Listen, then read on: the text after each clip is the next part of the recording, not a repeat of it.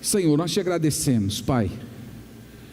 Nós pedimos de todo o nosso coração que o Senhor receba, como sendo a nossa adoração, o nosso tributo a Ti, todas as canções que nós entoamos essa noite. Elas foram para o Senhor, elas falam de Ti, e elas são a expressão da nossa alma, do quanto o Senhor é grande e do quanto nós necessitamos de Ti.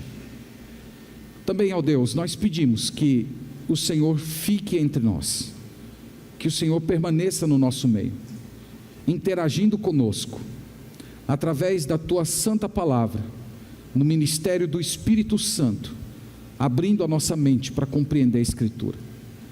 Nós vivemos, Senhor, não do pão desse mundo, nós vivemos de toda a palavra que procede da boca de Deus, e é por conta disso que nós clamamos que o Senhor nos alimente, porque só assim nós podemos ter vida na Tua presença.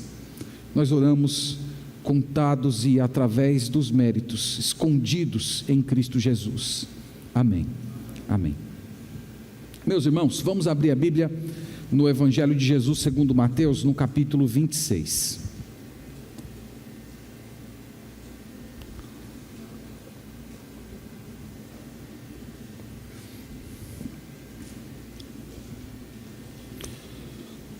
Essa noite eu quero conversar um pouco com os irmãos a respeito de um personagem bíblico que ele tem permanecido na minha mente pelo menos durante umas 3 ou 4 semanas. Eu quero falar com vocês essa noite a respeito de Judas Iscariotes. Judas Iscariotes foi um homem que teve tantas oportunidades, que teve privilégios incomparáveis. Ele viveu experiências na presença de Jesus que provavelmente nenhum de nós vai viver. Ele conheceu Jesus intimamente, ele foi próximo do Senhor. Os sermões que nós lemos hoje no Novo Testamento e que encantam o nosso coração, Judas Iscariotes ouviu da própria boca do Mestre. Ele viu os milagres que hoje nós ficamos tentando usar a nossa imaginação para tentar enxergar um pouco do que foi. Judas viu a olho nu, mas ao mesmo tempo ele foi um homem que jogou fora todas as oportunidades que Deus lhe deu, e quando ele se percebeu, ele já estava dentro de uma situação em que não tinha mais nenhum tipo de retorno. Então nós vamos falar um pouco sobre esse personagem, um sujeito intrigante, membro do corpo apostólico, mas ao mesmo tempo filho da perdição. Então nós temos muito a aprender olhando a vida desse personagem bíblico. Então eu quero ler com vocês alguns versículos, não são os únicos que leremos, mas nós vamos introduzir com eles. Então no Evangelho de Jesus segundo Mateus, capítulo 26, nós vamos ler do 14 ao 25. Então o texto sagrado nos diz assim: Então um dos 12, chamado Judas Iscariotes, indo ter com os principais sacerdotes, propôs: Que me quereis dar, e eu vô-lo entregarei. E pagaram-lhe 30 moedas de prata. E desse momento em diante, buscava ele uma boa ocasião para o entregar. No primeiro dia da festa dos pães asmos, vieram os discípulos a Jesus e lhe perguntaram: Onde queres que te façamos os preparativos para comeres a Páscoa? E ele lhes respondeu: Ide à cidade, ter com certo homem e dizei-lhe: O mestre manda dizer: O meu tempo está próximo, e em tua casa celebrarei a Páscoa com os meus discípulos. E eles fizeram como Jesus lhes ordenara e prepararam a Páscoa. Chegada a tarde, pôs-se ele à mesa com os 12 discípulos. E enquanto comiam, declarou Jesus: Em verdade vos digo que um dentre vós me trairá. E eles, muitíssimo contristados, começaram um por um a perguntar-lhe: Porventura sou eu, Senhor? E ele respondeu: O que mete comigo a mão no prato, esse me trairá. O Filho do Homem vai, como está escrito a seu respeito. Mas ai daquele por intermédio de quem o Filho do Homem está sendo traído, melhor lhe fora não haver nascido. Então Judas, que o traía, perguntou: acaso sou eu, mestre? Respondeu-lhe Jesus: tu o disseste. Agora vamos ao versículo 47 até o 50. Falava ele ainda, e eis que chegou Judas, um dos 12, e com ele grande turba, com espadas e porretes, vindo da parte dos principais sacerdotes e dos anciãos do povo. Ora, o traidor lhes tinha dado este sinal: aquele a quem eu beijar é esse, prendei-o. E logo aproximando-se de Jesus, lhe disse: salve, mestre, e o beijou. Jesus, porém, lhe disse: amigo, para que vieste? Nisto, aproximando-se eles, deitaram as mãos em Jesus e o prenderam. Amém. Graças a Deus por Ele nos dar a sua palavra. Como falamos, irmãos, no princípio, o nosso objetivo essa noite é olhar um pouco a vida desse homem, Judas Iscariotes. E eu resumi meio que a história dele em 3 ideias, que eu gostaria de dividir com vocês. A primeira delas é que Judas, ele perdeu a maior oportunidade da sua vida. Meus irmãos, oportunidades passam. Às vezes elas chegam uma única vez, e nós a desperdiçamos. Lembre-se que ele foi chamado pelo Senhor Jesus Cristo para ser apóstolo. E o convite de Jesus e a preparação de Jesus para chamar os seus apóstolos não foi de modo nenhum algo improvisado ou algo precipitado.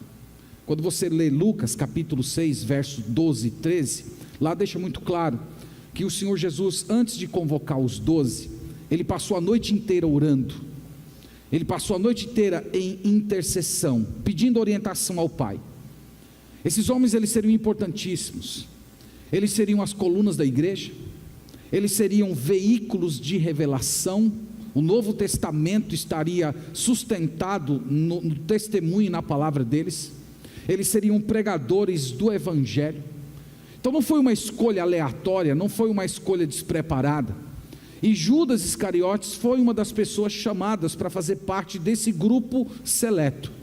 E apesar desse grande privilégio, ser contado entre os 12, aqueles que estavam acompanhando o Senhor Jesus Cristo, ele jogou fora toda a sua oportunidade. Ele é um homem que tem qualidades excelentes. O seu nome, Judas, significa louvor. Nos tempos do Novo Testamento, o nome Judas era um nome muito honrado.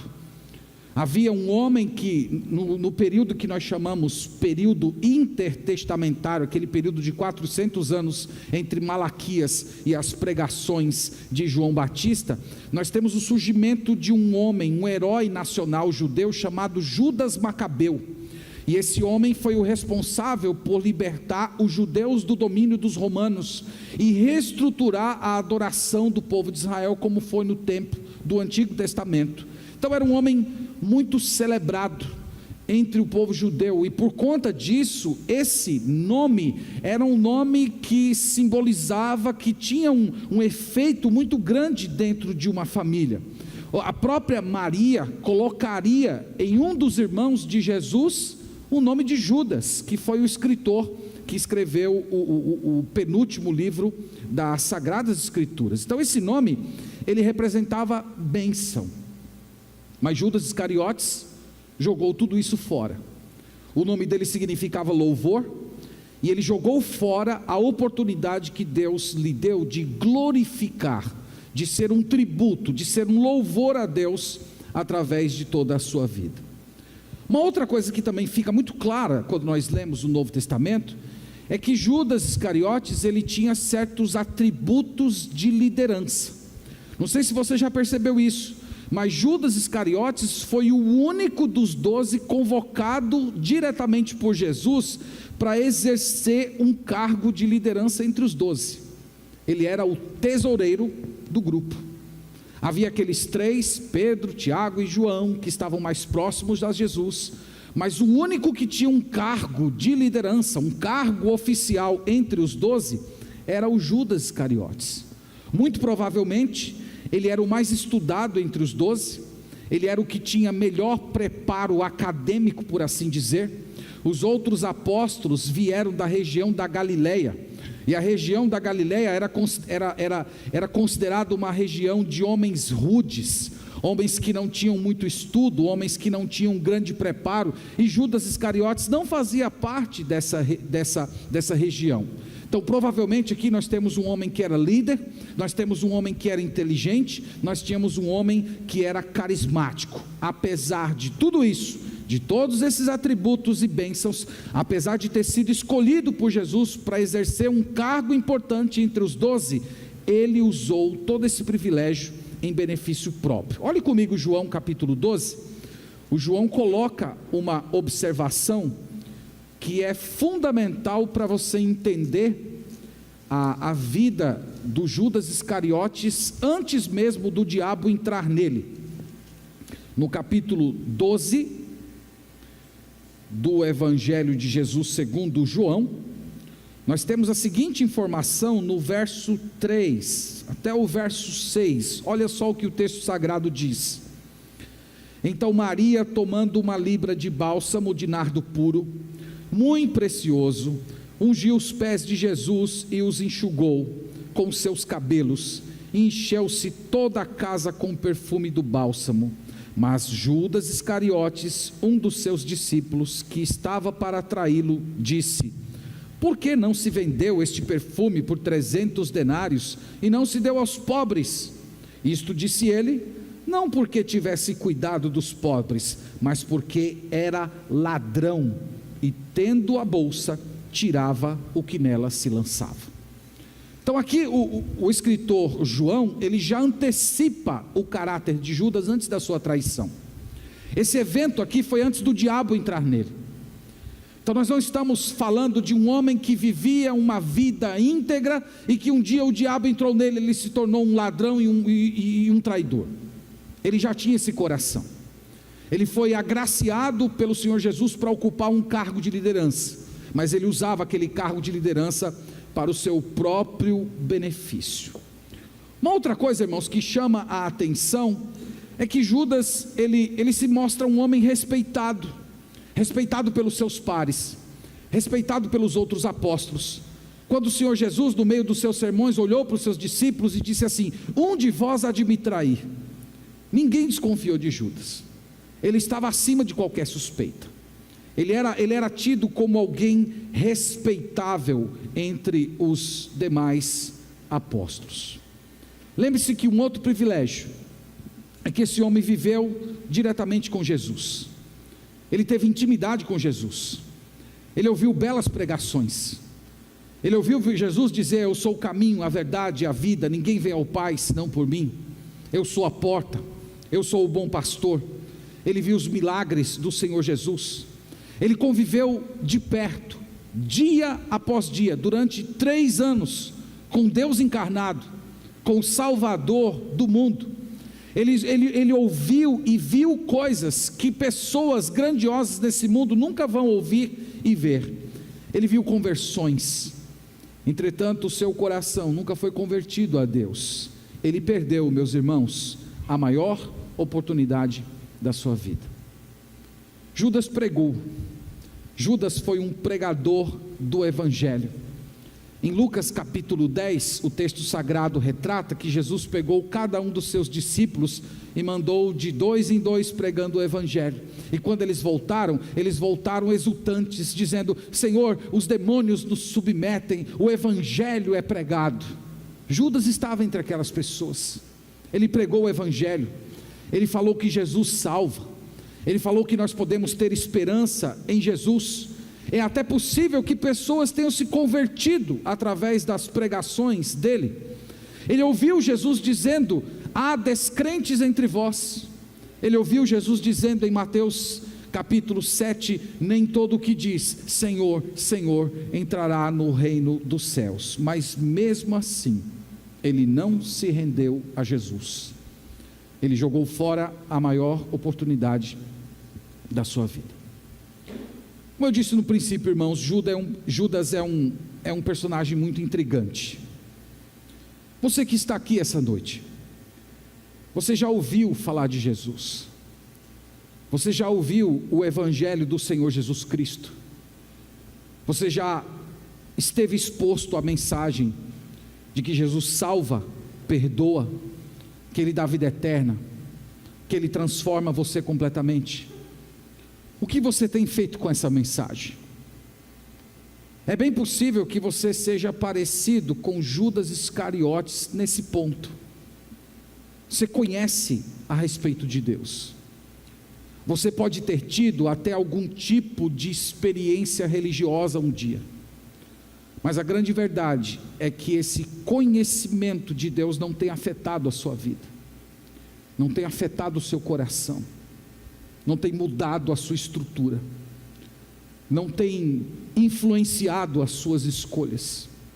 E nesse aspecto, você pode ser muito mais parecido com Judas Iscariotes do que você imagina. Talvez você seja uma dessas pessoas que está desprezando as muitas oportunidades que Deus está te dando. Você está lançando fora, você está desprezando. Deus está falando com você, o Espírito Santo está incomodando o seu coração, mas você se mantém duro. Se você está nessa situação, lembre-se, você não é tão diferente de Judas Iscariotes. Você está jogando fora as oportunidades que o Senhor lhe dá. Bom, mas em segundo lugar, além de ter desperdiçado a maior oportunidade da sua vida, o Judas Iscariotes também cometeu o maior erro da sua vida. O maior erro da vida de Judas Iscariotes foi trair o Senhor Jesus. Ele cometeu diversas traições. Primeiro, ele traiu o seu próprio nome, aquele que recebeu o nome de louvor, aquele que o nome dele reputava a ideia de adoração, glorificação, honra a Deus. Ele traiu o Filho de Deus. E isso se tornou uma coisa tão forte na história, que de Judas Iscariotes até hoje ninguém quer mais colocar o nome do filho de Judas. Na verdade, Judas se tornou um adjetivo negativo. Chamar alguém de Judas é chamar de covarde, de traidor, de maquiavélico, de alguém que beija o seu rosto ao mesmo tempo que está empurrando uma espada dentro de você. Judas se tornou sinônimo disso. Ele conseguiu, através do seu comportamento, tornar algo glorioso em algo vergonhoso. Foi isso que ele fez. Além de trair o seu nome, ele traiu o seu próprio talento. Como eu já disse para vocês, ele foi escolhido pelo Senhor Jesus para administrar os recursos, os donativos, as ofertas que eram usadas para o sustento de Jesus, para o sustento dos discípulos e também para o auxílio dos pobres. E ele se mostrou materialista. Ele roubava desse dinheiro. Ele se mostrou avarento. Ele vendeu Jesus. E vocês não pensem que foi por uma grande quantidade de dinheiro que poderia mudar a sua vida e torná-lo um homem riquíssimo do dia para a noite. Ele vendeu Jesus por uma miséria. 30 moedas de prata era o preço pago por um escravo. Isso não mudaria definitivamente a sua condição econômica. Mas, irmãos, lembre-se que para a questão da avareza não existe quantidade. Há pessoas que morrem afogadas em 1 metro de água, outros morrem afogadas com 1000 metros de água. Não importa se morre afogado, se é no raso ou se é no profundo. Ele vendeu a sua alma por nada, e muitos têm seguido esse caminho, estão deixando o reino de Deus por amor ao dinheiro. E é por isso que o próprio Senhor Jesus Cristo chamou o dinheiro de mamon. Jesus atribuiu propriedades de personalidade ao dinheiro, mostrando que mamon é uma pessoa, é um ser que você pode pegar o dinheiro e transformá-lo num ídolo, e ele ocupar espaço na sua vida, ele se tornar mais importante que Deus. E foi por isso que Jesus disse que não é possível servir a Deus e a Mamon. Mamon era o deus de Judas. Ele roubava a bolsa. Talvez ele roubasse pequenas quantidades. Talvez ele tirava pequenas ofertas para passar despercebido. Mas à medida que ele ia praticando aquele pecado, à medida que ele ia repetindo aquele pecado, que poderia ser simplesmente poucas moedas que ele colocava no seu bolso, aquilo foi endurecendo o seu coração, aquilo foi incrustando a sua alma, e aqueles pequenos pecados foram destravando o seu coração, para ele cometer o pecado mais terrível de todos: trair o Filho de Deus. E é o mesmo caminho que muitos de nós temos seguido. Nós vamos cultivando os pequenos pecados, nós vamos abraçando eles, nós vamos deixando que eles ocupem espaços na nossa vida, e eles vão destravando o nosso coração, eles vão meio que abrindo a nossa mente para o mal, e dando espaço para que maiores pecados ocupem a nossa vida. Ele traiu o Senhor Jesus Cristo. O Senhor Jesus, irmãos, amou Judas. O Senhor Jesus Cristo chamou Judas. E na última semana da sua vida, que foi o texto que nós lemos essa noite, ele estava indo em direção a Jerusalém. E é naquela hora gloriosa que ele está entrando na cidade de Jerusalém. O povo está cantando: Hosana, Hosana ao que vem em nome do Senhor. Todo aquele povo reconhecendo Jesus Cristo como sendo o Messias. Foi nesse momento em que Jesus era glorificado por boca inclusive de ímpios como Messias, que Judas provavelmente procurou as autoridades, os fariseus e os saduceus, para oferecer Jesus. Sendo inteligente como era, ele sabia que o Senhor Jesus Cristo seria preso, e ele percebeu que ele poderia tirar algum tipo de lucro para isso. E ali ofereceram a ele 30 moedas de prata. E o texto sagrado diz assim, que daquele momento em diante, ele buscava ocasião oportuna. Veja essa linguagem. Aquilo que aconteceu no Getsemane não foi uma coisa isolada. Judas já vinha por horas, minutos, arquitetando. Qual vai ser o melhor momento? Qual é a hora oportuna? Que horas que será melhor entregá-lo? E ele já vinha arquitetando aquilo dentro do seu coração. Logo depois da entrada triunfal do Senhor Jesus em Jerusalém, nós encontramos Jesus no cenáculo. Os discípulos estavam lá discutindo: quem é o maior? Quem é o maior? E o Senhor Jesus entra no cenáculo, tira a sua roupa de professor, se cinge com uma toalha, e ele começa a lavar os pés dos seus discípulos. E ele lavou os pés de Judas Iscariotes. Você consegue imaginar isso? Jesus sabia quem ele era, Jesus sabia o que ele estava para fazer, e o Senhor Jesus ainda assim lavou os seus pés. Judas ali já havia traído Jesus, ele só estava procurando a ocasião oportuna para entregá-lo. E logo depois, Jesus reúne os seus discípulos, começa a ficar angustiado, e olha para eles e diz assim: um dentre vós há de me trair. Os discípulos ficam perturbados: quem, Senhor? Quem é que vai fazer isso? João reclina a cabeça no peito de Jesus: Senhor, quem é que vai fazer isso? E Jesus diz: aquele a quem eu der o bocado molhado.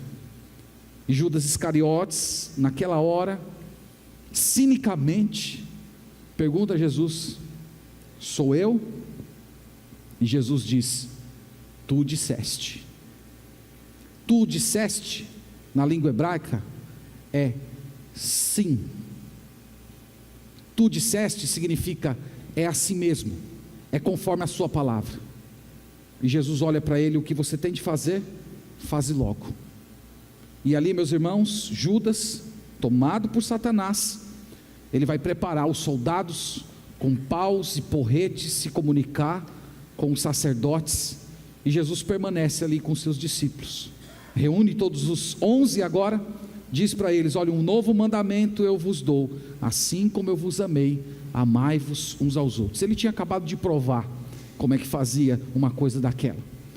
Logo depois tem aquele sermão lindo de João capítulo 14, ele dizendo: não fiquem perturbados, creiam em Deus, creiam em mim, na casa de meu pai há muitas moradas, eu vou preparar lugar, eu vou voltar, eu vou buscar vocês. Ele fala da vinda do Espírito Santo como Consolador, e depois em João 17 ele ora, dizendo as seguintes palavras: Senhor, eu guardei todos aqueles que me deram, aqueles que tu me deste, eu guardei, o único que se perdeu é o filho da perdição.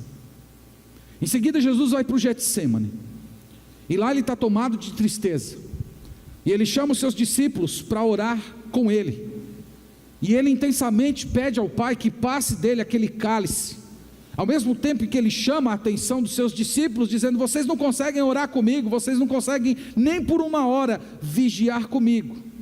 E ele continua orando: Pai, que seja feita a tua vontade. O texto de Lucas diz que até um anjo desceu do céu para consolar o Senhor Jesus, porque ele estava suando gotas de sangue. Quando Jesus interrompe o sono dos seus discípulos e diz: o traidor se aproxima. E aqueles 3 discípulos despertam, e aquele jardim que estava vazio, agora estava cheio de gente, tochas, porretes, paus, todos eles liderados por um homem, Judas Iscariotes. E ele avança, dá um beijo no rosto do nosso Salvador e diz: salve, mestre. E no último lampejo de esperança, Jesus olha para ele e diz: amigo, por que é que você veio aqui? E ali a turba prende o Senhor Jesus, lança a mão do nosso mestre, e ele vai começar a passar por todo aquele julgamento terrível. Meus irmãos, Judas perdeu a maior oportunidade da sua vida. Judas cometeu o maior erro da sua vida. Ele traiu o Cristo, o Salvador, o Messias, o Filho de Deus. Mas a desgraça dele não parou aí. Além dele ter perdido a maior oportunidade e ter cometido o maior erro da sua vida, Judas também recusou a maior oferta para a sua vida: o perdão de Jesus. Vamos ler Mateus 27. Queria olhar com vocês essa passagem.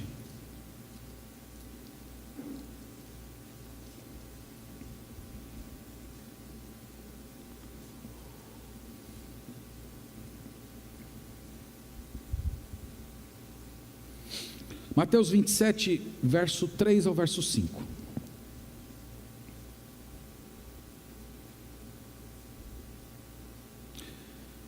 Então Judas, o que o traiu, vendo que Jesus fora condenado, tocado de remorso, devolveu as 30 moedas de prata aos principais sacerdotes e aos anciãos, dizendo: pequei, traindo sangue inocente.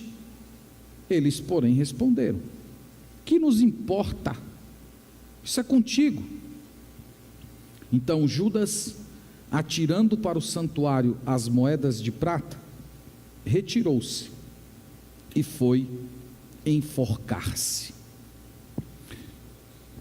Muitos teólogos têm procurado dar explicações ou criar hipóteses para tentar justificar, ou pelo menos explicar, o que Judas fez. Tem uma hipótese relativamente nova, que é a do Judas revolucionário. Judas era um sujeito político, meio de esquerda assim, que gosta de briga, que gosta de pegar em porretes, enfrentar o governo. Então nessa visão, Judas fez isso porque ele acreditava que se Jesus fosse preso, o povo todo que acompanhava Jesus nas suas pregações iriam pegar em armas, se revoltar e derrubar o Império Romano e restaurar a cidade de Jerusalém. Então, nessa hipótese, é uma hipótese muito utilizada por teólogos da libertação, Judas seria uma espécie de um revolucionário, meio um revolucionário russo do século XX, uma coisa desse tipo. A outra hipótese é a do Judas desencantado. Ele via em Jesus um político, nessa hipótese, e quando ele percebeu que a mensagem de Jesus não era sobre o implantar um reino político, mas um reino espiritual no coração das pessoas, ele se viu muito decepcionado com Jesus, e para não sair com as mãos abanando, ele resolveu trair Jesus e embolsar uma grana. Tem uma terceira hipótese que eu chamei de o Judas robotizado. Por que robotizado? Porque nessa hipótese há uma espécie de uma predestinação fatalista, como se Deus tivesse meio que empurrado ele pelo caminho da maldade e da traição, porque já havia profecias no Antigo Testamento que diziam que Jesus seria traído. Então Judas é uma espécie de um bode expiatório, e dentro dessa interpretação há até vertentes que falam que Judas não teve culpa nenhuma. Na verdade ele foi vítima. Deus precisava de alguém para trair, então eu vou programar esse cara aqui para que ele vá por esse caminho e traia, e as profecias se cumpram. Irmãos, a Bíblia não dá abertura para a gente pensar em nenhuma dessas formas. Judas andou com Jesus, Judas foi chamado por Jesus, e ele deliberadamente traiu Jesus. Ele é 100% responsável. O fato de Jesus saber de antemão que ele iria trair não violou a sua liberdade. Ele não era um robozinho programado para trair. Ele era absolutamente livre e responsável pelos seus erros. O apóstolo João faz questão de mostrar que ele já era ladrão antes do diabo entrar nele. Já era parte do seu caráter, e ele sofreu por conta das consequências de suas próprias escolhas. E nós lemos aqui no texto sagrado que logo depois de ter entregue o Senhor Jesus Cristo, ele é tomado de remorso. Aquele dinheiro que ele ganhou, aquelas 30 moedas de prata, perderam o seu sentido. Aquela sensação de ganho, de lucro, de repente perdeu todo o seu significado, e ele não tem mais alegria naquele dinheiro. É isso, irmãos, que acontece com o coração das pessoas que estão em desespero. Pessoas desesperadas não tem nada que acalente o seu coração. Não tem carro, não tem casa, não tem status que dê algum tipo de conforto à alma. E ele passou a noite inteira sofrendo, chorando, a culpa esmagando ele, ao ponto dele ir ao templo, falar com aqueles sacerdotes que haviam subornado ele, dizendo: eu traí o sangue inocente, eu não quero mais esse dinheiro para mim. Mas ali ele não ouviu nenhuma palavra de conforto. Ele ouviu uma espécie de o problema é seu, isso é contigo. Lembre-se, meus irmãos, que remorso não é arrependimento. Arrependimento é a ação de Deus. Remorso é a acusação do diabo. Arrependimento na Bíblia é mudança de mente, tristeza santa e novas atitudes. E o remorso se parece muito com isso, porque Judas reconheceu o seu erro. Ele reconheceu que tinha traído o Senhor Jesus Cristo. Isso acontece com muita gente também. É possível que você até sinta às vezes o seu pecado lhe incomodando. É possível que às vezes o seu pecado deixe você até sem dormir direito, que ele ocupe, que ele fique ali machucando o seu coração. Mas isso não é um arrependimento completo, é apenas o primeiro elemento dele. O segundo elemento do verdadeiro arrependimento é a tristeza santa. 2 Coríntios 7:10 fala a respeito disso, da tristeza segundo Deus, que produz arrependimento, enquanto há a tristeza segundo o homem, ou segundo o pecado, que produz a morte. Judas, ele ficou triste, ele ficou muito triste, ele lamentou profundamente o que fez, ele estava esmagado de tristeza, mas faltou o terceiro elemento, que é dar as costas ao pecado e se voltar para o Senhor Jesus. Judas confessou o seu pecado, mas ele confessou para a pessoa errada. Ele confessou para o sacerdote. Ele não confessou a Deus. Ele foi ao homem em vez de ir a Deus. E muitas vezes, irmãos, os homens, eles são implacáveis. Eles não têm uma palavra de conforto. Ele fez certo quando devolveu o dinheiro, mas em vez de procurar a Cristo, ele correu de Cristo. Ele procurou o suicídio, em vez de procurar o arrependimento genuíno e o perdão em Jesus. Meus irmãos, o suicídio tem sido uma arma muito poderosa utilizada pelo inimigo das nossas almas nos dias de hoje. Os dados são maquiados e na maioria dos casos são desconhecidos do público geral. Normalmente em cada 10 casos de suicídio, apenas um deles é de conhecimento público. As estatísticas dão conta que a cada 40 segundos uma pessoa se suicida no mundo, e que a cada pessoa que se suicida no período de 40 segundos, outras 20 pessoas tentaram o suicídio. Então nós poderíamos dizer que a cada 40 segundos, 21 pessoas tentam o suicídio e uma delas morre. Estima-se que no ano de 2020, o número de suicídios atinge 1,5 milhões de pessoas por ano. Em termos mundiais, há mais suicídio no mundo do que assassinato. Mais pessoas tiram a sua própria vida. O grande campeão é o Japão. O Japão possui livros que são livros de cabeceira, best-sellers, que ensinam as pessoas como tirar a sua própria vida. Normalmente tomados de angústia, culpa, desespero, vazio, desesperança, problemas não resolvidos, questões financeiras, a ausência de Deus, em alguns casos, incredulidade. Todas essas armas foram usadas pelo diabo contra o Judas Iscariotes. Você pode até imaginar o diabo semeando na mente dele: Jesus vai ser preso, é inevitável, o próprio Jesus disse que vai ser preso, você pode ganhar uma grana com isso, toma a frente, entrega a ele, você vai lucrar com isso, você não vai alterar o rumo das coisas, afinal de contas ele mesmo disse que seria preso. O diabo floreia o pecado, o diabo comunica-se com as pessoas dando uma aparência de que você pode se dar bem, e depois que você cai, ele rouba a sua paz, a sua alegria, ele atormenta, ele esmaga a sua alma com a culpa, e quando você está lá no fundo do poço, ele mostra para você que a única saída que você tem para resolver os seus problemas é tirar a sua própria vida. Tudo isso parte de uma grande trama diabólica. A Bíblia diz que foi Satanás que entrou nele.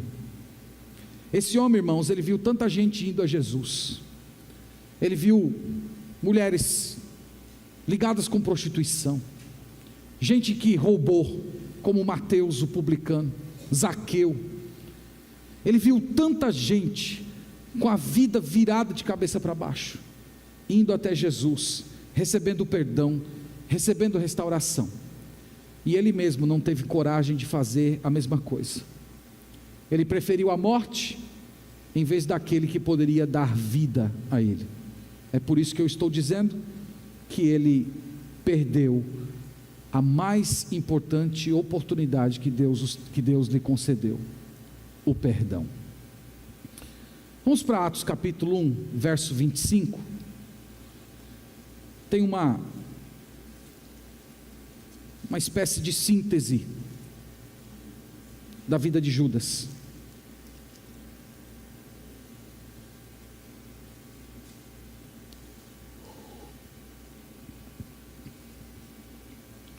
O contexto aqui é que eles estavam discutindo quem seria o novo apóstolo que ocuparia a vaga de Judas.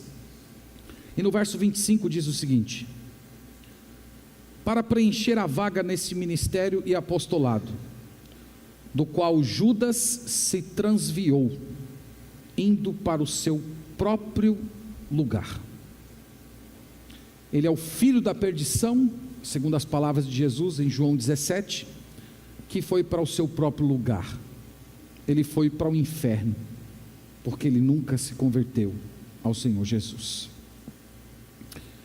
Meus irmãos, acho que o texto é muito bem explicativo, tudo que nós já falamos, mas eu quero terminar com 3 aplicações, 3 lições, que nós aprendemos da experiência de Judas Iscariotes. A primeira é essa: é possível você estar no meio do povo de Deus, é possível você desfrutar de bênçãos, e ainda assim você não ser convertido. É possível, plenamente possível. Judas é a prova profunda disso. Ele teve diversas experiências religiosas, e o mesmo pode acontecer com você. Você pode estar no meio de uma igreja evangélica, você pode ouvir pregações, você pode evitar pecados grosseiros, você pode viver uma vida relativamente ética nesse mundo. Ainda assim, você pode ser alguém perdido, você pode ser um filho da perdição, você pode passar todos os seus dias dentro de uma igreja evangélica e ainda no final ir para o seu próprio lugar, como diz Atos 1:25. Você tem que olhar para uma reflexão dessa e ponderar sinceramente a respeito da sua conversão. Você é de Jesus? Você é do Senhor mesmo? Há testemunho do Espírito Santo no seu coração? Há frutos de salvação? Frutos que se manifestam numa luta intensa, renhida contra o pecado, e ao mesmo tempo um desejo por Cristo, de crescer, de se comprometer, de viver para Ele. Essa é a sua experiência. Será se você não é uma pessoa que está traindo Jesus, traindo com as suas preferências, traindo com as suas escolhas, traindo com a sua decisão deliberada de continuar no pecado? Pense nisso. A sua alma depende disso. Então, coloque-se diante de Deus. Se você não tem uma convicção clara de que você é do Senhor, se converta a Jesus. É muito melhor você perceber isso hoje, mesmo tendo permanecido tantos anos dentro de uma igreja evangélica, do que você permanecer no engano, no auto-engano, e no final você se perder para sempre. Então pense nisso. A segunda lição, meus irmãos, é que a cobiça mata. Foi a cobiça que transformou o anjo, o arcanjo, que na versão latina é chamado de Lúcifer, anjo de luz. Foi a cobiça que transformou ele em diabo. A cobiça é mortal. A cobiça é destrutiva. A cobiça mata você aos poucos. A cobiça vai cauterizando sua mente, vai criando uma crosta, em que você vai cercando o seu coração com ela, ao ponto de você se fechar completamente para a influência do Espírito Santo. Isso não acontece em um dia, isso não acontece em um mês, isso é um processo longo. Então é perigoso você viver assim. É perigoso você ter esse sentimento dentro do seu coração alimentado de você desejar aquilo que Deus não te deu. Isso se estende a tudo. Eu estou falando desde de você cobiçar um cargo, até você cobiçar uma outra pessoa. Isso é perigoso. Isso vai matando, destruindo você, vai quebrando a sua comunhão com Deus, destruindo a sua espiritualidade, vai sufocando o seu desejo de conhecer a Deus e produzindo insatisfação dentro de você. É um dos grandes efeitos da cobiça, insatisfação. Você não se satisfaz mais com Deus, você não satisfaz mais com o seu cônjuge, você não se satisfaz mais com o seu emprego, você não se satisfaz mais com as condições de vida que Deus lhe deu, porque nada satisfaz o seu coração enquanto você não tiver o objeto da sua cobiça nas mãos. Destrói o contentamento, mata a sua espiritualidade, destrona Deus. É como se Deus não fosse suficiente para você. Cobiça mata. A cobiça demorou 3 anos para matar esse homem, e ela vai destruindo você aos poucos, e você vai morrendo, se afogando, sem conseguir se libertar. Li alguns anos atrás a história de um boxeador americano, que na época da Guerra Fria foi fazer uma luta em um país do Oriente, e ele venceu essa luta e ganhou um pequeno barril de ouro. Ele voltou muito feliz para casa. No entanto, no meio da viagem, retornando para o seu país, houve um naufrágio. E por que ele morreu? Porque ele não soltou o baú. Ele queria nadar com o baú, ele não queria perder o seu ouro. A cobiça o matou. Cobiça mata. Se essa noite, enquanto nós ponderamos nesse assunto, o Espírito Santo de Deus está acusando o seu coração, mostrando para você que você tem cobiçado algo que não é seu, e que isso tem produzido insatisfação, quebra de comunhão com Deus, confesse ao Senhor, antes que seja tarde, antes que isso venha criar uma casca de pecado no seu coração, em que o Espírito Santo de Deus não vai operar mais, e o resultado será a destruição e a morte. A última lição: a solução para o pecado é o arrependimento, não tem outra, é a única solução. Confissão a Deus, tristeza santa e abandono do mal. 3 coisas que marcam o arrependimento bíblico. Esse é o único caminho da restauração, não tem atalho. Você precisa correr para aquele de quem você está querendo fugir nesse momento. É só ali que você vai encontrar restauração. Como o apóstolo Pedro, que ouviu a voz de Jesus. Logo depois da ressurreição, Jesus falou assim: chamem os discípulos e a Pedro. Está no Evangelho de Marcos. Jesus fez um convite pessoal a Pedro, e Pedro foi, envergonhado, tinha pecado de uma forma terrível contra o Senhor Jesus Cristo, e para terminar de complicar, o Senhor Jesus conversa pessoalmente com ele: você me ama? Você me ama? Imagina como aquelas perguntas doeram no coração de Pedro. 3 perguntas, quando ele tinha negado a Jesus 3 vezes. Como aquelas perguntas doeram no coração dele, ao ser interpelado pelo próprio Senhor Jesus Cristo. Mas naquelas 3 perguntas, irmãos, estava a restauração, a esperança, a mudança de vida, o recomeço, e ele se tornou o grande apóstolo dos gentios. Deus pode fazer a mesma coisa na sua vida. Deus pode fazer a mesma coisa no seu coração. Vai até Jesus, não adia mais. Vai até Jesus do jeito que você está, quebrado, cheio de dores, ferido, cheio de pecado.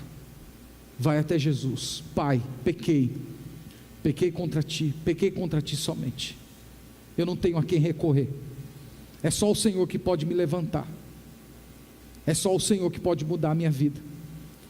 E você vai ter o privilégio de experimentar a renovação espiritual que o Espírito Santo de Deus concede. Oh, meus irmãos, que Deus nos livre, que eu não seja um Judas, e que no nosso meio não haja pessoas desse tipo, mas que aqui nessa comunidade haja pessoas santas, transformadas, e que estão diariamente na presença de Deus, buscando restauração para ser curados. No nome de Jesus. Amém. Oremos ao Senhor.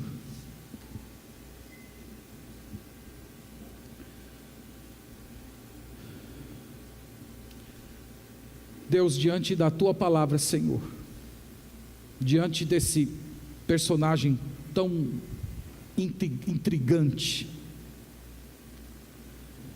nós tememos pela cobiça, tememos pelos pecados não confessados,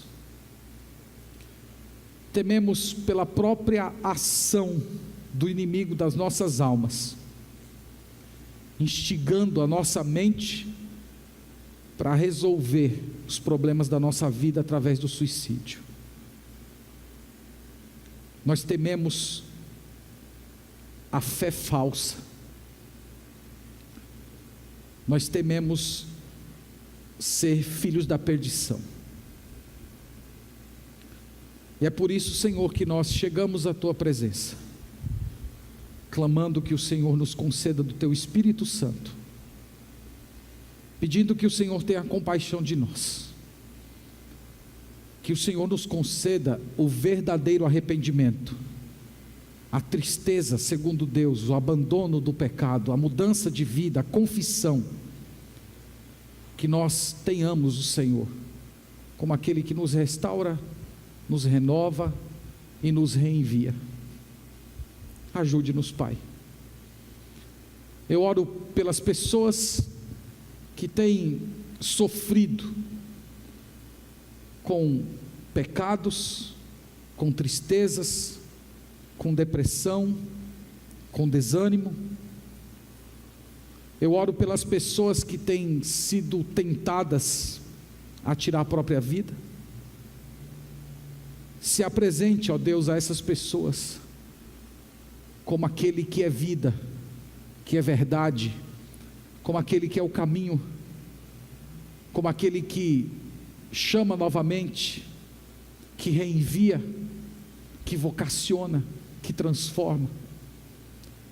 Que essas pessoas vejam o tamanho da tua grandeza, que elas venham cansadas e sobrecarregadas àquele que pode conceder alívio. Cura, Senhor, essas pessoas pela tua misericórdia. Ajuda-nos, Pai. É a nossa oração no nome do Senhor Jesus. Amém.